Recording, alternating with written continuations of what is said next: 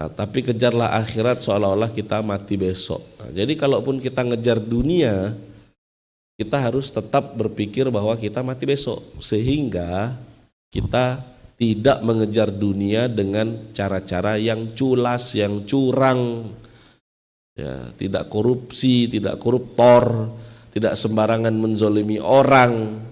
Sehingga ketika kita ngejar dunia pun kita ingat Allah, karena ngejar dunia berhubungan dengan balasannya nanti di akhirat, ya, kan gitu.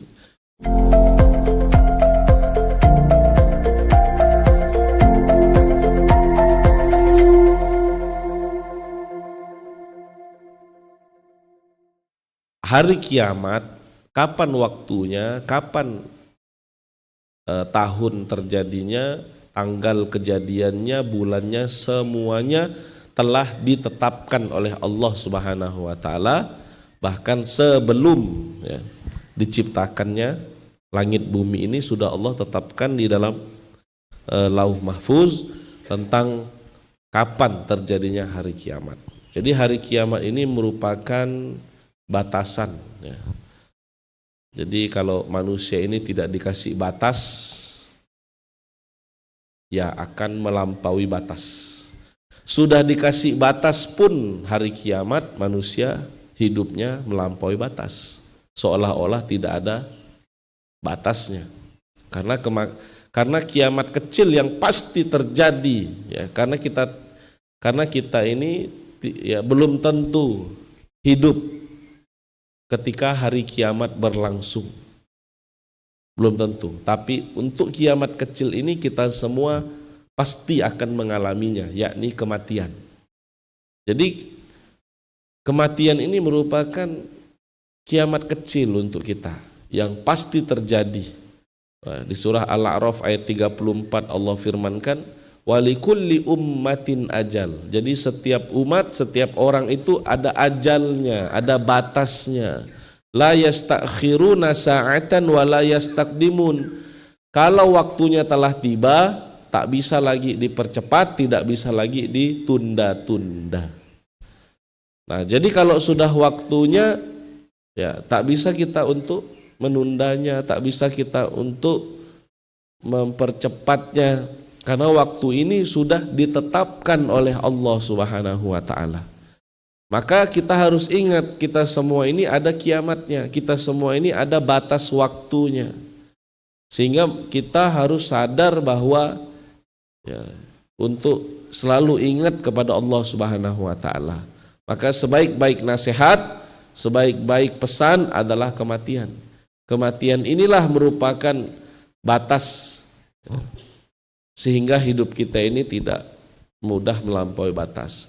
Bayangkan kalau hidup ini tidak ada batasnya, manusia bisa hidup tanpa batas usia. Wah, manusia akan zolim semena-mena, hidup di muka bumi ini sesuka hati mereka. Tapi karena ada batas usia, kita semua pasti mati. Bisa dihitung jari orang yang umurnya sampai 100 tahun. Ya paling umur kita ini 70-80 tahun meninggal semua, ya. Maka kita minta sama Allah dipanggil dalam keadaan husnul khatimah, dipanggil dalam keadaan yang terbaik, ya. Jangan sampai usia kita justru merepotkan anak cucu kita, ya. Pokoknya dipanggil Allah dalam keadaan yang terbaik, dalam keadaan kita lagi ngaji, dalam keadaan kita lagi sholat. Karena tidak bisa kita minta, ya Allah panjangkan umurku sepanjang-panjangnya hingga tanpa batas, ya tidak bisa, ya. Karena kita semua ini pasti ada batasnya. Karena manusia ini sudah dibatasi saja umurnya, ya. Sudah dibatasi umurnya masih saja melampaui batas, tidak ingat.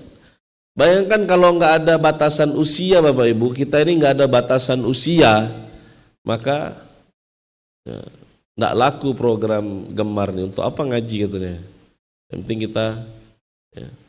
Maka saya kurang setuju kalau kejarlah dunia seolah-olah kita hidup 1000 tahun lagi, ya. Kan kita tidak mungkin hidup 1000 tahun lagi.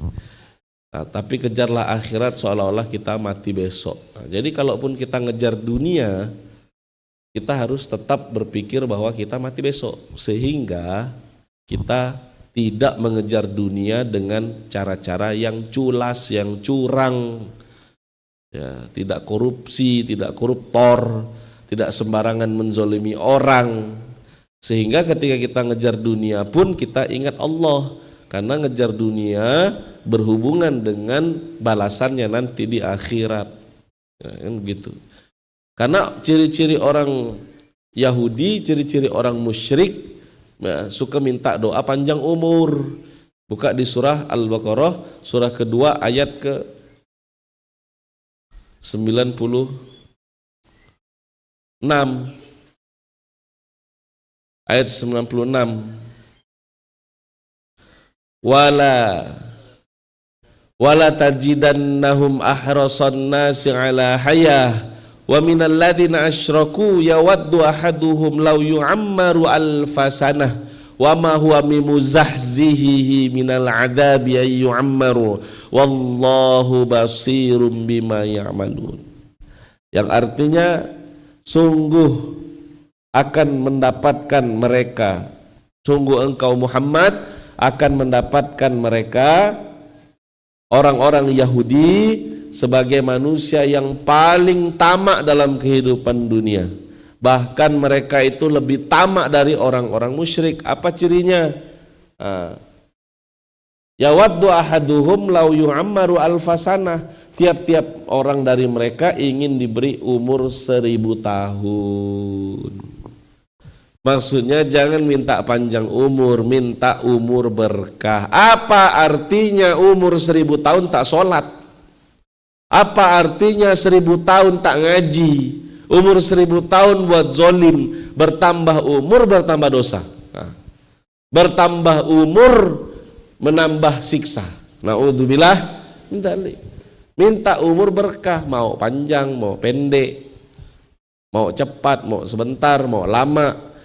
Kita minta umur berkah. Makin panjang umurnya makin banyak keberkahan, makin panjang umurnya makin banyak pahala. Nah, karena ya tadi, padahal umur yang panjang itu wa ma huwa bimuzahzihi minal adabi ay yu'ammar, umur yang panjang itu tidak menyebabkan dia jauh dari azab Allah. Maka jangan minta umur panjang. Atau tadi, kejarlah dunia seolah-olah kita hidup 1000 tahun lagi. Memang Rasulullah mengajarkan, kalaupun besok kiamat, tetap saja kita nanam biji kurma ini, kata Rasulullah. Tanam aja. Tapi kan besok kiamat ya Rasulullah. Untuk apa kita nanam biji kurma ini? Kita bukan bicara soal tumbuhnya apa, berbuahnya apa. Yang penting kita berbicara amal soleh, kebaikan yang kita lakukan sekecil apapun akan dicatat oleh Allah Subhanahu wa taala, apalagi perihal kebermanfaatan. Tapi bukan cerita kejarlah dunia seolah-olah 1000 tahun lagi hidup. Nah, karena orang Yahudi, orang musyrik menganggap hidupnya 1000 tahun lagi. Lihat Fir'aun, dikasih batas umur pun sombongnya luar biasa. Bayangkan kalau Fir'aun masih hidup sampai sekarang. Tak zolimnya, Masya Allah. Bayangkan kalau Namrud masih hidup sampai sekarang. Ya, manusia ini tidak dibatasi waktunya, udah sombong, apalagi kalau tidak dibatasi. Maka daripada itu, idza waqa'atil waqi'ah, sesuatu yang sudah ditetapkan terjadi pasti terjadi, termasuklah hari kiamat. Maka tugas kita Bapak Ibu yang dirahmati Allah, ridho dengan ketetapan Allah, karena takdirnya dua. Takdir yang sudah terjadi namanya qadar. Qadar ini takdir yang sudah terjadi, tak bisa lagi dirubah karena sudah terjadi. Qadar sudah terukur, sudah terhitung. Ada takdir yang belum terjadi, masa depan kita, namanya qada. Idza qada amron fa inna lahu fa inna ma yaqulu lahu kun fayakun, masih bisa dirubah. Kalau Allah bilang kun fayakun, kalau masih bisa dirubah, masih bisa dirubah. Untuk masa yang akan datang kita berikan yang terbaik insyaallah ya. Perubahan nasib kita di masa yang akan datang ditentukan dari apa yang kita kerjakan hari ini. Allah tidak akan merubah nasib suatu kaum di surah Al-Anfal ayat 53 sampai orang tersebut merubah nasibnya sendiri.